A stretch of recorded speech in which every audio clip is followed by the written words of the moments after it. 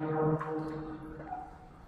الثانية الشيخ محمد الزبراني أن يأتي بنسخة ويكفي أمامنا انطباعاته حول هذه الحفلة. بسم الله الرحمن الرحيم. الحمد لله وحده والصلاة والسلام على من لا نبي بعد أما بعد. قال الله ربنا عز وجل في كتابه العزيز بعد أعوذ بالله من الشيطان الرجيم. بسم الله الرحمن الرحيم.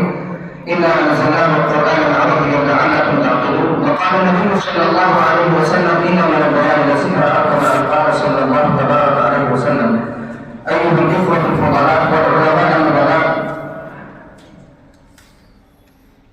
أولا وقبل كل شيء أشكر الله جل وعلا أتاح لنا هذه الفرصة السعيدة، وبعد أوجه كلمات الشكر والامتنان بكل مودة وبكل إخلاص إلى فضيلة الشيخ سعادة المفتي محمد تعليق سليم الذي حفظه الله ورعاه ووقاه الله من كل شر. أيها الطلبة، قد شاركت في هذه الحفلة بمناسبة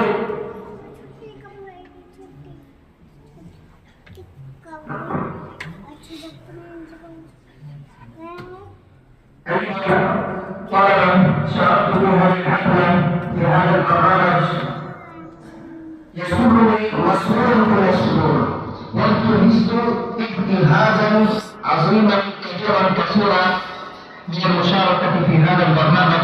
أشكركم جميعا من الكبار من الصغار إلى الكبار على هؤلاء الخطب العربية الجميلة المتزنة. يبدو أنكم اجتهدتم اجتهادا دقيقا، اجتهادا شاقا، اجتهادا كبيرا متواصلا لإعداد هؤلاء الخطباء المساطع.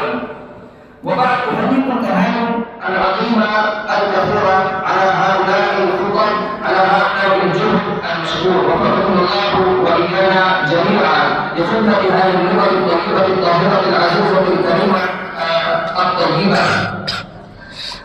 تقبل الله منا ومنكم إنه سميع قريب. والسلام عليكم ورحمة الله وبركاته.